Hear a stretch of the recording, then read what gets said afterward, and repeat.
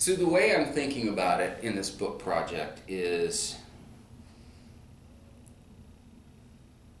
it's complicated, but there are increasing numbers of people who have become disaffected with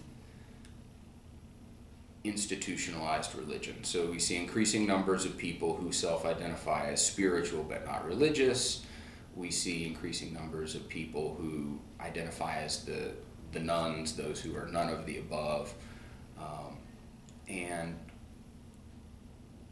part of what this indicates, I think, is sort of a nuanced correction of a long-standing assumption in sociology and religious studies and so forth, that the secularization hypothesis, that the world is moving toward more secular, pluralistic sorts of political and social arrangements, and to some extent that's true, but religion hasn't gone away, it's simply morphed to some extent. And so part of the way I'm thinking about, so the book project is looking at rock music subcultures and environmental behaviors, and specifically the religious dimensions of these subcultures.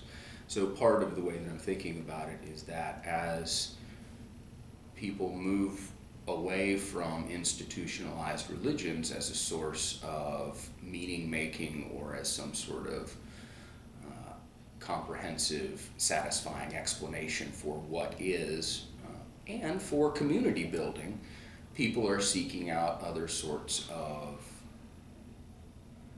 what we might refer to as rituals. These rock music shows and festivals are very ritualized, and I think that part of what they illustrate is people's search for something that does provide them with some sort of community, some sense of family, some sense of coherence and kinship. And this is really the essence of what religion is about binding, reconnecting. And I think that's what these things provide for a lot of people, particularly for younger generations. This is something I hear frequently from both people in survey responses and in interviews.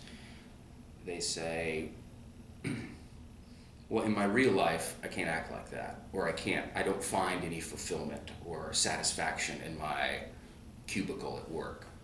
But this experience lets me get out and really be who I really am, and engage with friends and feel that sense of kinship and belonging and unity. And so that's kind of how I'm thinking about it.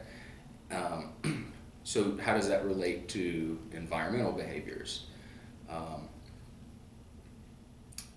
still crunching the data,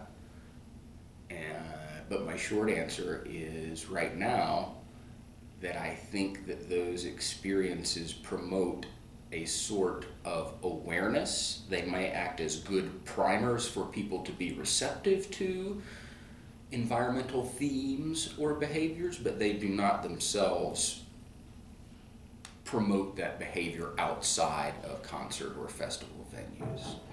So they're increasingly, especially these big summer festivals, they're going green. So they have lots of organizations and people who are passing out water bottles like this that I got from a festival, so that you can refill these for free instead of buying a $6 bottle of water.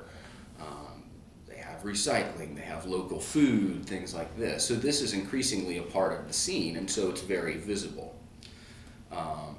What is less clear from at least preliminary analysis of the data is the extent to which that translates into people's everyday lives outside of these venues.